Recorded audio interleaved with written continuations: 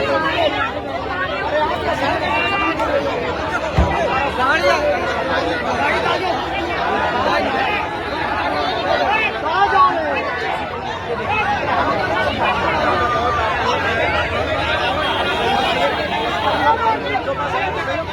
नमस्कार, मैं हूं शीतला तिवारी और हमारे साथ वरिष्ठ पत्रकार भालचंद पांडे जी हैं। आज प्रयागराज के अंतर्गत जो है एक घूरपुर में जो है घटना हुई है।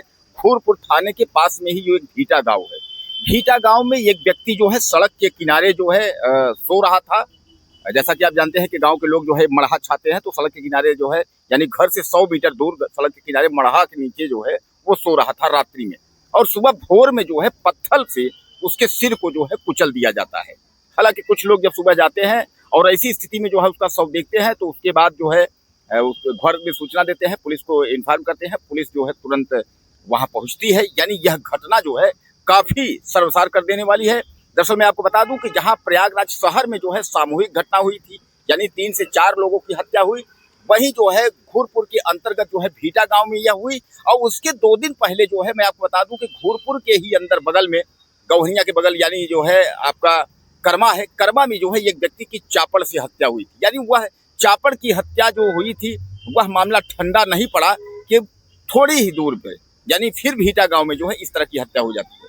पांडे जी से आज जिक्र करते हैं। पांडे जी, क्या प्रयागराज को किसी की नजर लग गई है? यहाँ जो है हत्याओं का दौर जो है जारी है और लगातार हत्याएं हो रही हैं। ऐसा क्या है कि लोग जो है अब एकदम जानवर बनते जा रहे हैं? पांडे जी, क्या लगता है कि इस घटना से जो है क्या मतलब सीख मिल रही है कि अग्नि प्रयागराज में क्या अब इसी तरीके से होगा? तिवारी जी, पहले तो सभी दर्शकों को नमस्कार। ये देखिए, प्रयागराज में पिछले लगभग 10-15 दिन से उठा के देखा जाए तो एक जो आपने कहा हत्याओं का दौर, पहले देखिए इधर ये कोहड़ार साइड जो है, अभी कोहड़ार ये कर रहे हैं, कौड़िहार साइड में भी एक हत्या हुई थी, जहाँ 2 भाइयों ने ही अपने बड़े भाई की हत्या कर दी थी।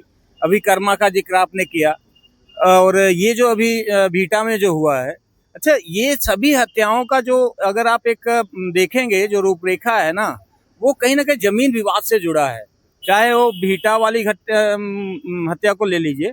भीटा वाली हत्या में भी कहा जा रहा है कि जिसके ऊपर आरोप लगाया जा रहा है चंदन भारतीया, उसको लेकर के ये चंदन भारतीया से और राजेश प्रजापति से जमीन को लेकर के विवाद था, जो पुरानी रंजिश थी चली आ रही थी, उसी को लेकर के हत्या बताई जा रही है। परिवार वालों का आरोप है कि पुरानी रंजिश से उसको लेकर के हत्या की गई है।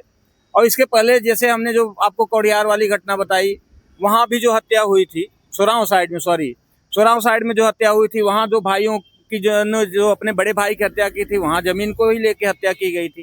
कर्मा में भी जो हत्या हुई, कहीं ना कहीं एक जमीन से जुड़ा विवाद बताया जा रहा है। तो इधर जो प्रयागराज में आए दिन हत्याएं हो रही हैं, उसके पीछे कहीं ना कहीं जमीनी विवाद बताया जा रहा है। और इसमें कहीं न कहीं पुलिस का एक फेल्योर भी दिख रहा है, क्योंकि जमीनी विवाद में लोग थाने जाते हैं तो उनको या तो भगा दिया जाता है या हिला हवाली किया जाता है, जिसका परिणाम ये कहीं न कहीं हत्या के रूप में सामने आती है। तिवारी जी, आप लगभग जितने भी हत्याओं का देखें, हर पे आरोप कहीं न कहीं पुलिस के ऊपर ही लगता है, चाहे हत्या होने के पहले या हत्या होने के बाद की गई कार्यवाही के खिलाफ कहीं न कहीं पुलिस के ऊपर जरूर जांच के आरोप लगते हैं। तो इसलिए इस समय जो हत्याएं हो रही हैं प्रयागराज में, अब समझ लीजिए कि जो अभी भीटा वाली हत्या हुई, अभी इसकी उम्र 32 साल, राजेश प्रजापति की जो उम्र बताई जा रही है वो 32 साल है। ये व्यवसायी था बालू ओलू का।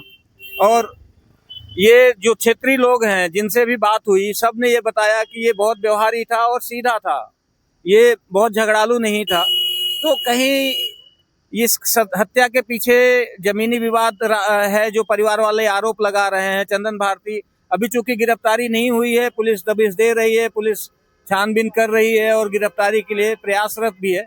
लेकिन अब ये जब चंदन भारती पकड़ा जाएगा, जांच होगी, जब उसे बयान देगा, तब कहीं जाके क्लियर होगा कि हत्या आखिर उसने जमीनी विवाद में ही किया या किसी और ने किया। अभी ये तो जब पकड़ा जाएगा, जांच होगी, तब समझ में आएगा।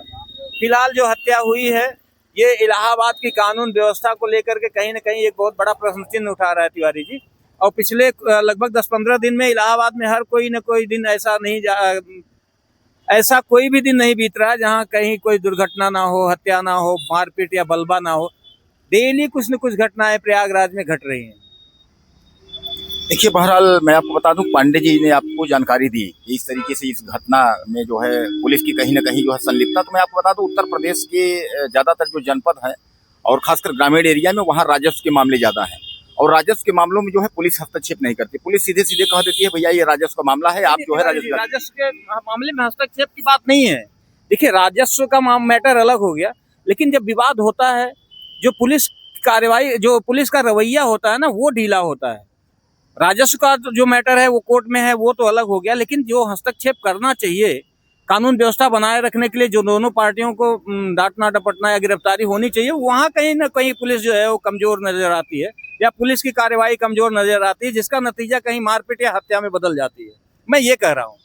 नहीं, पांडे जी बहरहाल जो कह रहे हैं मैं आपको बताता हूं कि राजस्व के मामले में पुलिस हस्तक्षेप जल्दी नहीं करती और वो आपके एप्लीकेशन में यानी प्रार्थना पत्र को सीधे तौर पे कह देती है रेवेन्यू का मामला है या राजस्व का मामला है। अब राजस्व का मामले में जो है एसडीएम, तहसीलदार और लेखपाल कानूनगो जिसको आप कहते हैं, उसके बाद कमिश्नर हुआ, कलेक्टर हुए, ये सब जो है देखते हैं।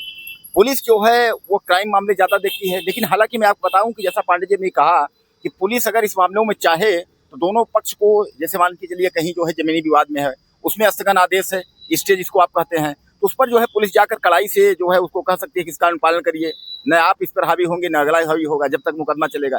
यानी इस पर कहीं ना कहीं पुलिस का जो रवैया है वो ठीक नहीं है, वो ढीला रवैया है। इसी वजह से अपराध जो है बढ़ रहा है। अपराध का ग्राफ जो है उत्तर प्रदेश में बढ़ रहा है, खासकर उत्तर प्रदेश नहीं, मैं आपको बता दूं कि कई राज्यों में इस तरीके के रेवेन्यू के मामलों में जो है हत्याएं हो रही हैं। बहरहाल जो आपके घूरपुर की जो भीटा की जो ये घटना है, इस घटना में यह भी कहा जा रहा है, ये जो चंदन भारतीय है, इसको जो है किसी न किसी बात को लेकर के वो जो है एक तरीके से आदमी कहता है ना कि कोई जो है उसको कुछ बोल दो तो वो जो है आदमी खिसिया जाता है, अरे यार हमका ऐसा कह दी इस तरीके से। तो इस तरह वजह से यही बताते हैं उसके मन में जो है खुन्नस भरा चला जा रहा था। खुन्नस, लोग बोलते हैं कि वह खुन्नस में जो है वह हत्या किया है। अब उसने जो है चंदन भारतीय ने प्लान बनाया कि यही है सोता है, और उसके बाद जो है अचानक जो है भोर में जो है उसके ऊपर पत्थर लेकर के और पत्थर उसके सर पर पटक देता है, यानी कुचल करके हत्या। अब इसके लिए वो लोग चक्का जाम किए। चक्का जाम में तमाम जो मुआवजा वगैरह है उसकी भी मांग हुई। चक्का जाम करते ही आनंद फानंद में तमाम फोर्स पहुंच गई। जैसा कि आप जानते हैं कि भीटा की हत्या के समय ही जो है प्रयागराज के सामूहिक हत्याकांड यानी साउथ मलाका में 4 लोगों की हत्या हुई थी। उस समय पुलिस जो है वह मीडिया के साथ प्रेस कॉन्फ्रेंस कर रही थी, क्योंकि पुलिस वहां व्यस्त थी, यानी ज्यादातर पुलिस अधिकारी व्यस्त थे। उसी समय घूरपुर में यह हत्या का हो जाना और चक्का जाम हो जाना, यानी पुलिस को जो है बहुत बड़ा मुसीबत हो गया।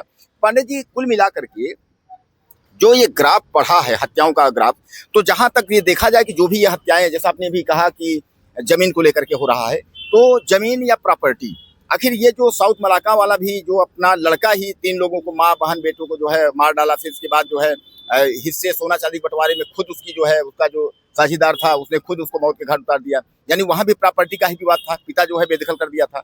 यानी कहने का मतलब यह है कि राजस्व को लेकर के, जमीन और संपत्ति को लेकर के जो है ज्यादातर हत्याएं हो रही है। क्या लगता है आपको?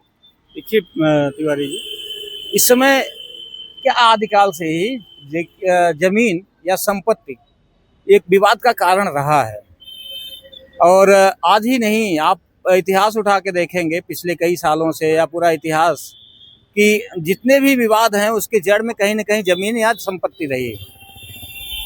लेकिन ये इधर जो आए कुछ आने वाले समय में जो घटनाएं घटी हैं पिछले, वो तिवारी जी कहीं ज्यादा भयावह होती जा रही हैं। पहले लोगों में विवाद हुआ करता था, मारपीट तक हुआ करती थी, मुकदमा होता था, लोग लड़ते थे, लेकिन अब लोगों के अंदर धीरे धीरे पेशेंस खत्म होता जा रहा है। जैसे बीटा वाली घटना देख लीजिए, कोई हथियार नहीं यूज किया गया है, पत्थर को हथियार बनाया गया है और पत्थर से उसका सल कुचल के उसे मारा गया है। ये कहीं ना कहीं लोगों की जो सहन शक्ति है उसके कमजोर होने की तरफ इशारा करती है। आज के पहले भी लोगों में विवाद हुआ करता था, लाठी डंडे से मारपीट हुआ करती थी, लेकिन ये हत्या तक नहीं कभी बदली। लेकिन अब लोगों में पेशेंस धीरे धीरे खत्म होता जा रहा है और उसकी परिणति धीरे धीरे हत्या में बदलती जा रही है। चलिए बहरहाल दोस्तों, कुल मिलाकर के जो है यह घटना का अंजाम, यानी अब कुल मिलाकर के चंदन भारती जो है उसको जेल भी होगी, सजा होगी, फांसी होगा, जो कुछ भी होगा। यह मामला चूंकि काफी जो है बड़ा मामला है, लेकिन सीधे सीधे बात ये देखना है कि अभी वह व्यक्ति को गिरफ्तार होना, उसके बाद उसको गिरफ्तार के बाद जो है उस पर जो है वैधानिक बड़ी कार्रवाई करना, क्योंकि जो इस समय क्राइम का जो दौर है और क्राइम इतना तेज इलाहाबाद में, प्रयागराज में हो रहा है, इसको तत्काल रोकने के लिए पुलिस क्या कदम उठाती है और क्या करती है। और आप मुझे ज़्यादा से ज़्यादा इसमें मैसेज करिएगा, बताइएगा कि रेवेन्यू में मामले में, राजस्व के और प्रॉपर्टी स्तरीय के मामले में पुलिस किस तरह से हस्तक्षेप करे कि ताकि यह जो है क्राइम यानी अपराध का ग्राफ जो है वह उत्तर प्रदेश के जो भी ग्रामीण एरिया में, एक बात मैं आपको बता दूं कि ग्रामीण एरियाओं में जो है प्रयागराज गंगानगर यानी गंगा पार और यमुनानगर यानी यमुना पार दो भागों में जो बटा हुआ है, तो गंगा पार यमुना पार को लेकर के और खासकर प्रयागराज सिटी यानी इन जगह जो है ऐसा कोई दिन नहीं होता है जिस दिन जो है हत्याओं का दौर जारी न रहे, यानी प्रतिदिन कोई न कोई हत्या हो ही जाती है। तो ऐसे में ग्राफ कम कैसे होगा, आप मुझे अपनी राय ज़्यादा से ज़्यादा दीजिएगा और चैनल को सब्सक्राइब करना ना भूलिएगा। अगले वीडियो में फिर मिलते हैं।